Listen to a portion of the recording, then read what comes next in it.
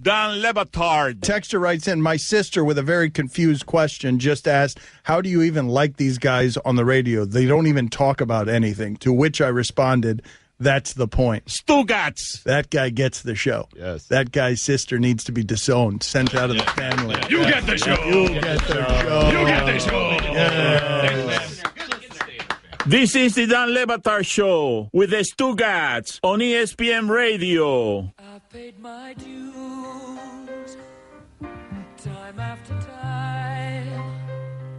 ESPN Radio is presented by Progressive Insurance. Guests on the Dan Le Batard Show appear via the Shell Pennzoil Performance Line. And now your SportsCenter update. The Philadelphia Phillies have declined their club option on the contract of first baseman Ryan Howard. The club paid Howard a $10 million buyout instead of picking up the $23 million option.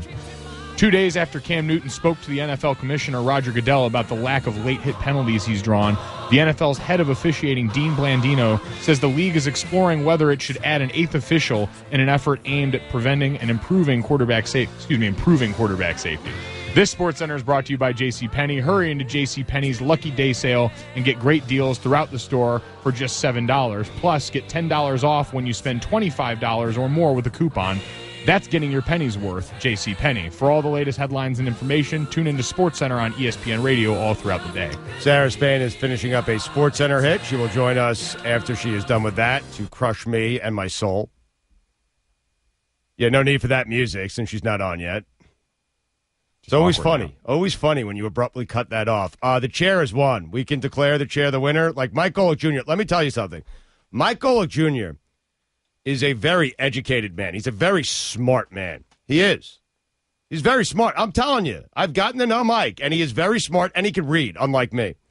And I don't know what it is about sitting in that chair, but if you sit in my chair, which Mike Golick Jr. is sitting in today, I tend to rub off on you. And that chair will take a very smart human being and turn them into one who suddenly cannot read and is not particularly smart. And so it's not Mike's fault.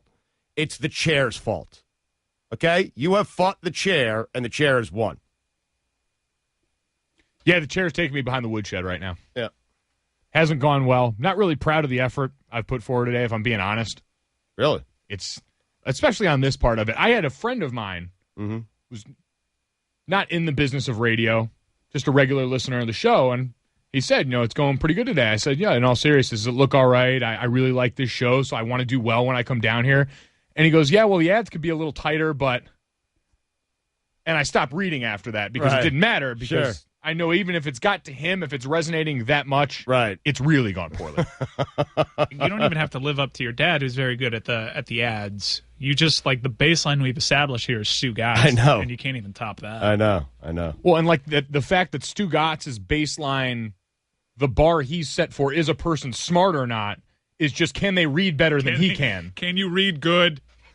And Stu Gatz has met me 3-4 times now, measured that I can read enough to pass that test. Yeah. And now that I've fallen below that line, it worries him. That's why he called you a very smart person. Very smart. You can read. Highly educated individual. Super smart. Yep. I saw him read. Listen, I asked Golick Jr. for a couple of things coming into the show, and he has brought none of these things. I said Kirk Herbstreit, Tyler Eifert, and topics you want to talk about. No Eifert, no Herbstreit, no topics. Oh, that would be frustrating for a host, no? Learn from the best. Thanks, Mike. I think you're starting to see some of the resentment that's been building. Oh, no, up I always have topics for Dan, just not topics he wants to discuss. That's the problem. Yeah, Joe Maddon's an idiot. That's my topic. Well, he is. Topics 1 through 5. Joe Maddon's an idiot. I mean, he is. Are we going to do a takeoff at 12:30 today? Yes, that's a hope. All right. That's our hope. Why are we hoping? Why not just do it? Well, it depends, Sarah. We may be held hostage here by Sarah Spain. Okay. She's going to let me have it, right? And I deserve it? Why would she let you have it? Well, I got in the Cub fans pretty good, and I got in the Cubs organization pretty good. But again, I feel like I was proven right. Even in victory, I feel like my overall point was the genius tag we assign to coaches and managers, particularly in baseball, when managers themselves will tell you, we're good for 4 to 6 wins a year, if that, okay? And then, Joe Madden was just getting assigned with all this, and same with Terry Francona, all this genius stuff, and it played out right in front of everyone's eyes in Game 7. He's no genius. He might be a good manager of people. He might handle his clubhouse better than other managers and run his organization as a CEO. But when it comes time to making, in-game decisions, he knows smarter than anyone else. And Joe Madden didn't win them a World Series. I mean, the Cubs, the players, won them that World Series. It had nothing to do with Joe Madden. In fact, you can make the argument that in Game 7, Joe Madden did everything he could to prevent the Cubs from winning the World Series. The decisions were that lousy in that game. They were terrible. Well, they felt like decisions doing something just to do it, which is as bad a reason to do anything as there is, but it felt like just because he had Lester waiting there, because he had Chapman there, and that can even go back to Game 6, the decisions he made with Chapman. He was just doing things because he felt like he had the pieces there to justify and go with. But I feel like you were proven right in that long before that, because you were the first person, because we do the weekend show together, that I heard bring up just how much you hated the Cubs. Yes. And, hated Joe Madden, all that hated Joe Madden and all the genius term that got lumped on him. Well, let me be clear. I hate the coverage around I don't hate the Cubs. I hate the coverage around the Cubs. And it was as if there was just one team playing in the World Series. There was a pretty good story on the other side. It was the Cleveland Indians, who had no business being there, by the way. Their best offensive player, Brantley, center fielder, was out. 2 of their top 3 pitchers out. Still made it to the World Series. Yet all the coverage was about, Joe Madden, Theo Epstein, and the Chicago Cubs. And I guess I understand to a point because of the curse in 1908 and all of that. But it was the lopsided coverage that really bothered me about the Cubs. Regardless, you were pushing back against yes. all of the Cubs love that was going on. Right. And I feel like you were really on the cutting edge of that, because that became something I heard more and more after the first time you brought it up. And I remember thinking, all right, Stu Gatz clearly has the pulse of the people on this one. Because there was a groundswell of that sort of mentality to the point where I feel like that conversation, more than anything, dominated the airwaves after that, was just how many people are actually going to be happy for the Cubs. We know one of them is coming, though, and she's still going to rip you, so I don't think that changes anything. And she should be. I mean, listen, it's. I was talking with her last night, texting back and forth with her last night. I said, this is a really cool time for you, personally, and it is. She's been everywhere, and she deserves it, and it's a cool time for the city. And so Sarah should be happy, and she'll let me have it a little bit. But I don't know. Baseball manager, genius, give me a break. I mean, from the Kyle Hendricks decision... And I think you make a great point. It's, hey, I have John Lester. Look at me. I'm Joe Madden. I'm smart. 2 days rest. John Lester over Kyle Hendricks, who's on 4 days rest and is cruising. I'm going to go with John Lester because I'm Joe Madden. I have John Lester, and look how smart I am. And it backfired on him. It absolutely backfired on him because Lester gave up 2 runs. David Ross hits the home run top half of that inning. And Joe Buck comes out and says, well, you don't get the David Ross home run, which David Ross is a whole another set of circumstances for me, because how that guy has become folk hero in Chicago after playing 2 seasons there. Give me a break. Give me a break with David Ross. Like, enough of David Ross, where Eddie Vedder is singing. I have totally gone off. Like, I forgot the original point I was going to make, but David Ross. You're on to something good here. No, I'm on to David Ross. This needs to be said. I am on to David Ross. Eddie Vedder to sing "Take Me Out to the Ball Game" as a Cubs fan. And before he sings it, to single out David Ross, who's playing his final game at Wrigley Field, as if he's been playing at Wrigley Field for the last 2 decades. And I love Pearl Jam. And Eddie Vedder is my favorite singer of all time. But Eddie, what the hell are you doing? And David Ross has been there essentially for a year and a half, a cup of coffee with the Cubs. And he's saying, hey, David Ross, final game at Wrigley. As if he's been playing there for 2 decades. And then Anthony Rizzo going up to David Ross in the dugout, Game 7. And he says, hey, David, grizzled veteran. Hey, David, listen, I'm an emotional wreck right now. I don't know what to do. You've been in these situations so much. What do? I don't know what to do. I'm an emotional wreck. And here is the grizzled veteran's response to Anthony Rizzo. Just breathe, kid. Oh, folk hero. Why? Why is David Ross regarded as some sort of folk hero in Chicago and in Boston, by the way? He's a journeyman who contributed nothing to either of these World Series championships. Nothing. And David Ross, he'll be on the first float today. I mean, he'll be the showcase Cub today. David Ross. It's unbelievable. Who is David Ross? And why does David Ross deserve any of this? I mean, Chris Coughlin has been there longer than David Ross. Cogs. I don't hear Eddie Vedder singling out Cogs.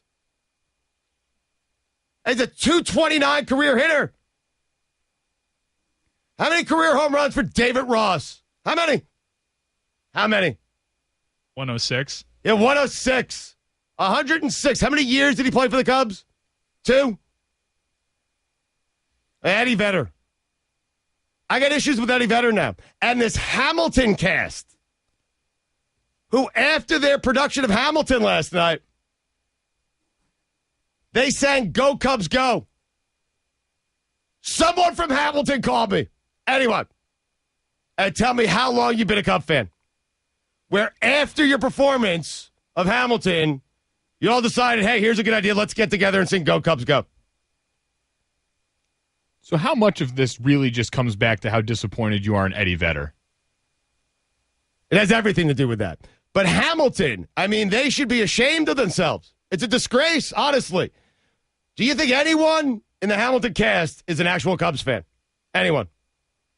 Don't answer it because I'm telling you the answer is no. None of them are. Not one. And David Ross. So was seeing David Ross carried off the field on the Why shoulders of his David teammates? Ross? Why David Ross? Did that incense you? Yes. Why David Ross? Why would it be David Ross carried off the field? He contributed nothing. The only value that David Ross has in Game 7. He hit a home run because he's attached to John Lester. But he hit it. He was there. He was the hero in that moment. He's the Someone veteran else? locker room presence. Did you see all the fielding mistakes he made before he hit the home run? He cost him 2 runs and gave him 1 back. Net negative. Hey, he's old. He's got gray hair. They call him Grandpa. He's got a beard. He's a grizzled vet. David Ross gets carried off the field. Give me a break. And I'm telling you, has the parade started yet? Sarah Spain just texted me. There's no way you're going to hear me and vice versa. I think she's on top of a bus. We should try it anyways. Yeah, I think we should try it. I think definitely. Is David Ross on the bus? I'm hoping. I mean, he's going to be the featured Cubs player today, right? David Ross? Got to be legend. He's going to get the loudest ovation. Think they'll retire his jersey there?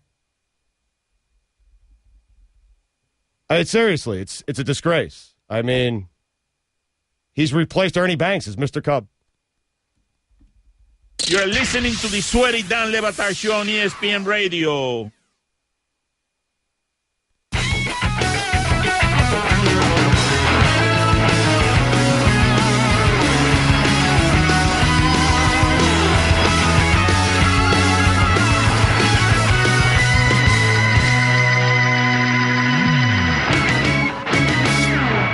Dan Le Batard. Stugatz is a rat monkey snake. Thanks. Stugatz. We need a new name for Stugatz's new television show when he climbs out of this sewer and goes and grabs other fames and glories and leaves us all wrecked in his wake. First snake. This is the Dan Le Batard Show with the Stugatz on ESPN Radio. I've paid my dues time after time.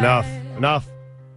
Feels a lot better this time. ESPN Radio is presented by Progressive Insurance. Guests on the Dan Le Batard Show appear via the Shell Pennzoil Performance Line. All right, Sarah Spain is... It's a great time to be Sarah Spain. It really is. Is she on a float right now? Is she on a bus? God, I hope so. All right, let's bring her on. Where are you, Sarah Spain? Set the scene for us. The Cubs World Series parade is going on right now. Sarah Spain has been in the center of all of this. She's been fantastic. A fun time to... It's always a fun time to be Sarah Spain, but I would imagine more fun than last week, and I imagine she's on very little sleep. So set the scene for us right now. Where are you? What's going on in Chicago? Stugatz, I'm living the dream right now. Yep. I am on a bus, and because of the placement of the bus that they messed up, I'm alone with like one usher and 2 trolley people and my cameraman. So everyone is cheering crazily for just me every time my bus goes by because there's nobody else on it. It was supposed to be Kyle Hendricks and Joe Smith and Trevor Cale and a couple guys, and they all ended up on a different bus because of the confusion. So it's great because I can see all my friends and they can all see me.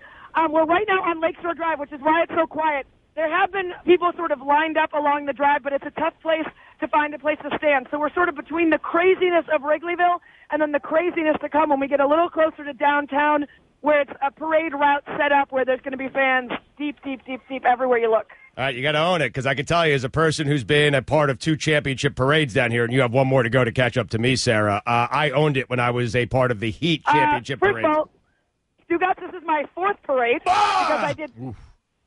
I did 3 Blackhawks parades. This is my 2nd time on a bus. Thank you very much. And I'm doing live SportsCenter hits from the bus, which is so much cooler than anything you've ever done in your life. Yeah, but these sports count. It's hockey. Let's be honest. It's hockey. Right. Okay. And I'll tell you what, nothing counts more than the Chicago Cubs World Series parade after 108 years of waiting. This is so unbelievable. I don't know if you remember what it felt like when you went, but it's the closest I think you'll ever feel to being like a rock star, because there's thousands of people screaming at you, and even though you know you've done absolutely nothing to deserve it, you're still taking in all that energy. You know what I mean? Like, yes. I didn't do anything, but it's all still coming at me. All the good juju, all the energy, all the smiling faces, they're still all bringing it right to me. So it feels, I can't describe it. It's really, in the Blackhawks parade, I remember there was I can't remember who it was, a guy journalist next to me. We both looked at each other at one point, and we both were like crying, and we were sort of embarrassed. We're like, we're working right now, but this overwhelming feeling when so many people are like screaming at you and like so happy to see you. It's just unbelievable. Yes, we can hear the excitement. All the guys in the other room are laughing. And listen, I've been there. I've been there. I understand it, and I owned it. Like, I was waving back at people. Absolutely. I think I actually put a Heat jersey on for one of them, and I was trying to pass myself off as Chris Quinn. Nice. Yes. How did that go for you? Not well. No one was buying it, but it was intoxicating. Yeah. Yes. I'm a professional, so I'm dressed in a blazer. It is red, though, Cubs red.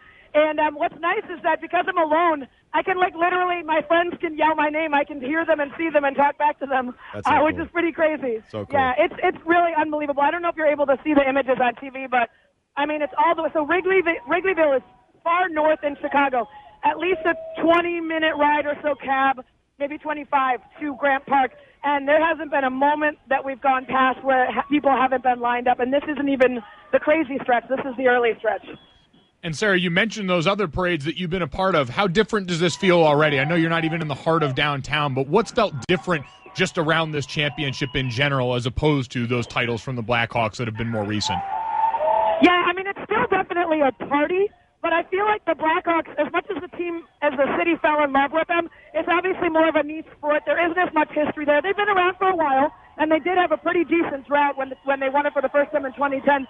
But, you know, I think baseball itself is more familial. There's more nostalgia. There's more of a generational connection, especially with the Cubs, because it is this shared feeling of disappointment that you pass on year after year. And so I think people feel like they've been waiting so long for this. It feels less of like an excuse to just get drunk and be crazy, and more a time to just celebrate being a part of the city. And I think there's a real gratefulness that we're alive right now, that we're able to be the generation that gets to experience this after so many that came before us didn't. So it does have more of that feel of generation. Sarah, give me God, I almost just got hit by a bridge because I was talking to you guys. And Oh, my God. You forgot the duck? I ducked at the last second. Wow, Sarah, be careful out there. Be careful. That would have been amazing. That would have been a great story. All right, well, speaking of stories, do me a favor here, because you know how much I love Eddie Vedder, and I know you've had opportunities to hang with Eddie Vedder. So just you know what? I'm in a bad place already because of all this. Give me a Sarah Spain, Eddie Vedder, maybe a Bill Murray story. Give me something. Okay, you get 2 of them. All right. After they won, before they won Game 6 of the NLCS, we were hanging out on the rooftop, and he gave me a couple of his picks from when Pearl Jam played Wrigley Field this summer, guitar picks. God. And then we talked about how he and the Cubs management had talked about whether Usain Bolt would make a good pinch runner. And so we had a good back and forth. I was trying to explain to him that Bolt is unusual because he's so tall, so he doesn't get good starts. So he'd have to get a reverse lead off and start off the base. Otherwise, he wouldn't have that first step. Right. He showed me some video of Kyle Schwarber from an Arizona Fall League. This was before the official announcement that he would be on the World Series roster, and he was talking about how excited he was for that. And then Game 6, after Game 6, we ended up at a bar till about 2:30 in the morning, and it was Vetter, Cusack, Murray, Chelios, bunch of guys, and they all got on the mic and they sang along with the jukebox to The Waiting Is the Hardest Part. And then after Game 7, after the World Series win, we were in the lobby with Bill Murray just like partying it up like that. Oh, the best part about Game 6 is when Bill Murray left the bar, he was so hammered, and they queued up the Ghostbusters theme. Right. And Chelios just like lead blocked all the way out, and he was just like flailing, high-fiving everyone as the Ghostbusters theme was going. It was an excellent dismount from the party. That is tremendous. Do you currently have Eddie Vedder's phone number in your contacts? I do not, but I have friends who do, but you're not getting it, too. I know better than that. All right, so we got about a minute left. I was very hard on your Cubs, on the fan base, on the city of Chicago throughout this run. Do you want to let me have it? What do you want to do here? I don't even need to. We're the champions of the world. You are so tiny and small and meaningless compared to this moment that everything that you said just seems even dumber and less meaningful now that we've won it all and we're on top of the world. So I'll let you live with that. Except the Madden part, because he showed everyone in Game 7 that he is no genius, Sarah. I mean, come on. Give me that. Just give me that. Whatever you need to say. In the end, they won the game and he got us here, so... Sarah, matters. is David Ross a Cubs hero at this point? Oh, absolutely. David Ross, give me a I break. don't think there's anybody who's ever Give me a played break. for fewer number of years and fewer, actual playing time, less playing time that has ever taken over a city so much. He's a golden god. Sarah, Chris Coughlin has played there longer than David Ross. Enough! I know. Did you guys see, by the way, yesterday, Theo in Wrigleyville wearing a bear head and pouring beer all over himself? Unfortunately, Talk yes. about a guy who's never buying a drink again. Ever. None of them are, right? No one. None. Ever. None of them. No. Say goodbye, 85 Bears. You've been replaced. Wow. All right, Sarah, go enjoy yourself. You have been fantastic. Seriously, on all the ESPN platforms throughout this run. Congratulations to you, Thanks, buddy. and enjoy today, okay? Thank you, guys. All right, you got it. That is the great Sarah Spain, the commish. God, I'm immensely jealous. Showed a lot of mercy. This is all, yes. What you're hearing from me, this is all born out of jealousy, and it's just her hanging out with Eddie Vedder. I don't care about Bill Murray or Cusack, David Ross. Anyway,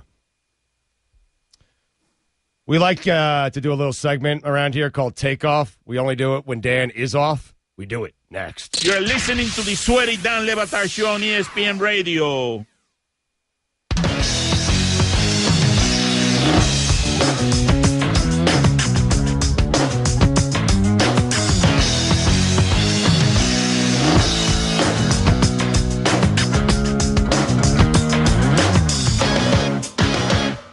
Dan Le Batard. Do you robot? I robot. We all robot. We all have robots. Stugats. It's like the Super Bowl of losers down here.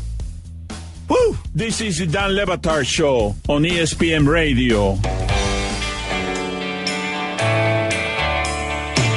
If you missed any of the show, you can listen to all 3 hours of the Dan Le Batard Show on demand in the ESPN app, plus our Miami-only hour that airs before the show. And now you can subscribe to our Best Of podcast. It's all available on the Listen tab of the ESPN app. College football is heating up. Tune in tomorrow as Oregon battles USC, presented by Dr. Pepper. Coverage begins at 6:30 p.m. Eastern on ESPN Radio, ESPNRadio.com, and the ESPN app. And now, your SportsCenter update. Go for it. The Philadelphia Phillies have declined their club option on the contract of first baseman Ryan Howard. The club paid Howard a $10 million buyout instead of picking up the $23 million option. 2 days after Cam Newton spoke to NFL Commissioner Roger Goodell about the lack of late hit penalties he has drawn, the NFL's head of officiating, Dean Blandino, says the league is exploring whether it should add an eighth official in an effort aimed at improving quarterback safety. This SportsCenter is brought to you by JCPenney. Hurry in and save up to 40% on all major appliances now with special financing. Plus, get free delivery on all major appliance purchases over $299. That's getting your pennies worth, JCPenney. For all the latest headlines and information, tune into SportsCenter on ESPN Radio all throughout the day. You crushed it, my friend. Crushed it. Feeling good. We're proud of you. Thanks to Mike Golick Jr. for coming down to South Florida today, sitting in for Le Batard. Been a lot of fun. We love having him around the show. Thanks to Sarah Spain for joining us. Thanks to Royce Young, and thanks to Adnan Vert, the captain, for joining us last hour to talk all things Canada. We will close out the week the way we normally do here on the Le Batard Show with the club coming up. That is Mike's. I think that's your favorite part of the show. Is that fair? Oh, yeah. It's my favorite part of the show because that means I'm about 45 minutes away from a tea time and 2 days off. So Dominique Foxworth and Clinton Yates are here from The Undefeated. And Dominique Foxworth was a guest on our show, I think, last week, and was fantastic. Just great. And he's going to come down again, and he's going to be a guest co-host, Mike. He was telling me in early December. Is that accurate? And I was telling him, and they're filling in on HQ today. So Dan and Bomani are off. They're sitting in with Poppy. They're doing Highly Questionable today on ESPN. And I was telling Dominique how much I enjoyed his work and how much I enjoyed the segment that he did with us last week. And he said, listen, I'm a big fan of the show. I love the show. I've been listening to the show for a while. And because of those facts, I feel like I've gotten to know you really, really well. And I don't believe a single word you're saying to me right now. That's what he said to me. You've earned that. I have. Without question. Yeah. That's the Stugatz brand. Mm-hmm. And he's right, because I have to be honest, I've never read a single thing that he's wrote. But I did enjoy the segment. Where he was on with us last week, so much so that we're having him as a guest co-host. Not that I make that decision. Those are Dan's decisions. But I love the segment. I did. I love the segment. And anyway, check those guys out because they're sitting in with Poppy today. And it's going to be a lot of fun. HQ on ESPN. As someone who's sat on the outside and watched this show a lot, I'm starting to figure out where you get yourself in trouble with a lot of this.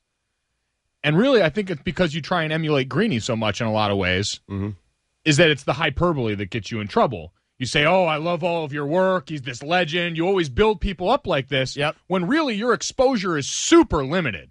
Like if you had just said, I love Dominique's segment that he came on our show and did, I thought it was great, but you have to talk about his writing for The Undefeated, all of these different things that we all know. Yes. You've never taken the time to even think about reading. Nope. And that's when you get called on it. You have identified the issue, Junior.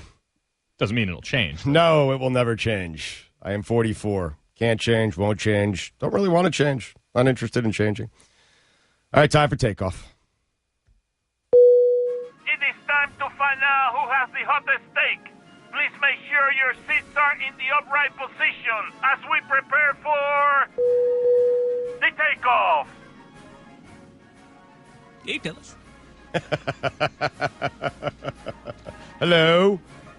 Steve Bartman is overjoyed the Cubs won the World Series, but he won't be at the parade, he said through a spokesman. Stugatz, give us your take. The fact that Steve Bartman still has a spokesman and is still speaking through an attorney is ridiculous, and I blame all this on Moises Alou because it was Moises Alou's reaction to Steve Bartman grabbing that foul ball that got Steve Bartman into all kinds of trouble. And I don't understand what Bartman's doing here, to be honest with you. First off, speak for yourself. Stop speaking through an attorney. Secondly, the curse is over. It's over. The Cubs won the World Series. You're a big Cubs fan. The Cubs want you to be a part of it. Time's up. All right. Be more efficient with your takes. Go, Joe. Sorry. Give us your take. This on the part of the Cubs has been deplorable. It's been an absolute travesty. This is a guy, forget the Billy Goat, that you've made the GOAT for the entire bit of failure your franchise for the 13 years prior to this. Ever since it happened, it was just another guy that you could lump blame on throughout all of this. And so now you're right, the fact that he has to speak through a spokesperson is terrible. It's terrible that we're still subjecting him to this, that the Cubs, in the greatest time in their franchise's history right now, haven't reached out to this man whose life got taken away from him and give it back to him. You give joy to so many people with this win. Why not just one more? Have him to the parade. Give him his moment. Let Steve Bartman shine. Easy winner right there. Wow. Easy winner. W. It was me? W. Way to go, Joe. I mean, he had more time than I did, though. Dexter Fowler says he will become a free agent. Stu, give us your take. Now go away. I mean, Dexter Fowler, you just won the World Series. The city of Chicago is, having a party right now, and you're Dexter Fowler, and you're talking about yourself. And that's it. Go away. You don't want to be part of this great Cub team that's going to at least be in the postseason for the next 5 years, don't be a part of it. Go away. Get out of here. All right, bringing the passion that I like to see. But Gojo, I think this is an easy bar for you to clear. Give us your take. Stugotz, clearly you don't understand PR and how to get information out of there. Rule number 1 is if you want to slip something in that people might not be happy about, something that's a little unsavory, do it the day of the biggest parade in the city's history.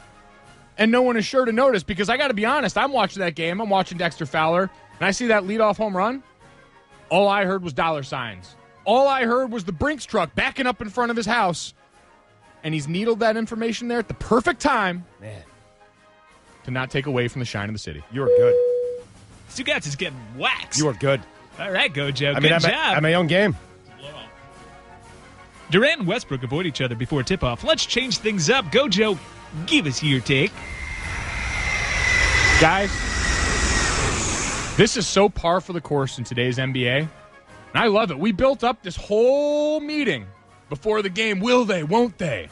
What'll the reaction be? So much so that the actual game seemed like an afterthought. And I'm fine for keeping this up all season. I want more ridiculous Russell Westbrook outfits. I want him dressed up in anything. I want him wearing a Kevin Durant costume to a game for the hell of it. Because this is the best thing. This is what the NBA needs. Forget actual beef. Forget on-the-court toughness. Forget going at a guy as man-to-man. Just keep needling behind the scenes. Passive quotes in the media. Chair got the better of you there. Yes, it did. Stugotz, Give him the win. give us your take. Listen, Kevin Durant should be ashamed of himself. He really should. I mean, if he thinks that Russell Westbrook owes him anything, he doesn't. Kevin Durant owes Russell Westbrook everything. Because when they didn't win championships, who got the blame? Russell Westbrook. And when they didn't make it out of the Western Conference Finals last year, who got the blame? Russell Westbrook. Durant, now it's all on you. You don't win a championship, you're going to be the reason that the Golden State Warriors don't win the championship. You no longer have that Russell Westbrook shield. And the way you left your friend and teammate for 8 years, you got to a finals together, a couple of Western Conference Finals together, and you couldn't find 15 seconds to tell Russell Westbrook that you were leaving Oklahoma City to go to Golden State? How dare you? Kevin Durant, you should be ashamed of yourself. That's a tone that I want to see. See, the content was good. Yep. But the fire's just not there. No, there was no passion behind Turn that up one. the heat. We need more anger. All right. Going to give Stugotz a win. But, Gojo, I think you can handle this one. All right. LeBron says it's tough to see the Indians lose a really tough Game 7. It would have been great for both sides if the game was just called off at 6-6, and then both teams would get a piece of the trophy. Stugotz, give us your D. LeBron, shut up. I'm serious. Enough of LeBron James chiming in about everything. We don't need your baseball takes, and here's the thing. You're not an Indians fan. You're a Yankees fan. You are a New York Yankees fan. Why? Because you're a front runner. Things weren't going good in Cleveland. You left the Pretty game good down stuff to right there. Again, efficiency. Gojo, give us your D. We found the one Indians fan who actually cares less about the true outcome than my dad. And it's LeBron James. Up there fake flexing in the box. Yeah.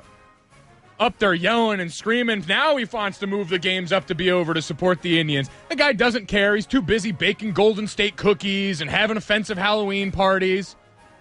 How do we really believe at this point that LeBron James cares at all? I don't. You don't. We shouldn't. Tough call, but I'm giving that one to Stugotz because Yes. he was angry. Oh! Now, you guys just Yes. aren't angry enough. I want to see the ultimate fire in this Blind one. rage. All right. All right? Yep. This is the It's last tied. one. 2-2. All right, This 2-2. is all about 2-2. This is for all the marbles. Nervous. The Detroit Red Wings reacquired Martin Ferk, and then they sent him to the minors. Steve, give us your D. I mean, Martin Ferk. I don't understand what the Red Wings are doing here. I mean, what's the call of what's the point of reuniting with Martin Ferk, who's a great player, by the way, a fantastic player, if given the right opportunity and the right surroundings? What's the point of reuniting with Ferkie if you're going to send him right down to your, AAA affiliate? Is it AAA in hockey? AHL, whatever it is. I believe he's a rookie. Gojo. Oh, okay. Well, okay. Sorry, time's That's up. Gojo. Listen, if this guy was so great, they wouldn't have sent him down. We always want to blame it on everybody else. Players play, players win games, and sometimes players get sent down. And maybe that's where you belong. Maybe it hurts to hear that. Maybe that offends your delicate psyche. But maybe it's on you. And maybe sometimes the man in the mirror is the one to blame. I think this is my first ever defeat. Takeoff winner by Gojo Golick Jr. Got the W. That's what I'm talking about. That was the anger. That was years of pent-up frustration. It's my first loss ever. You know that. Feels good. We open up the club. Next. Give me more of the Dan Le Batard Show on ESPN Radio. Start your day with Barbasol Shaving Cream, America's leader for close, comfortable shaving.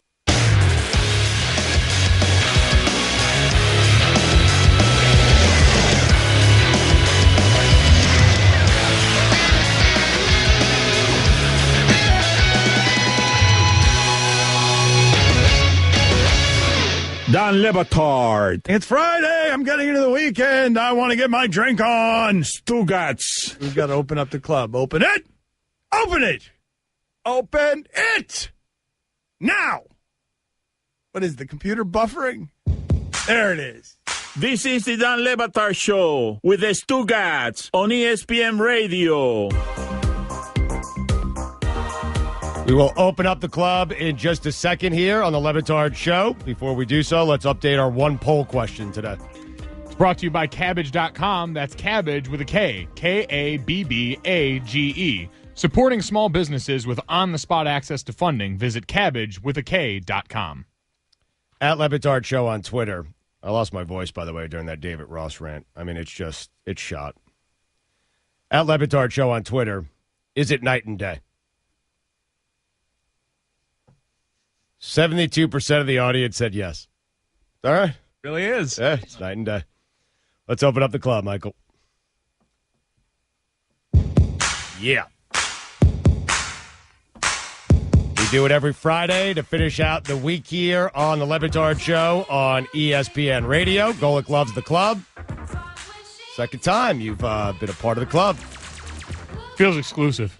Let's get this thing open. Who's the first person in the club this week, Mike? Richard Sherman said Thursday that the NFL experiencing declining TV ratings.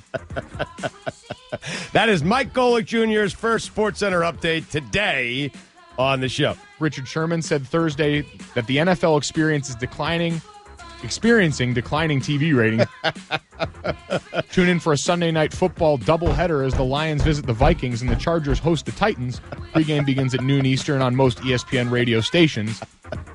That one feels worse because I didn't even know it. All right, but you should feel honored that you're in the club, though. I do. Hey, I can't be that mad. You made the club.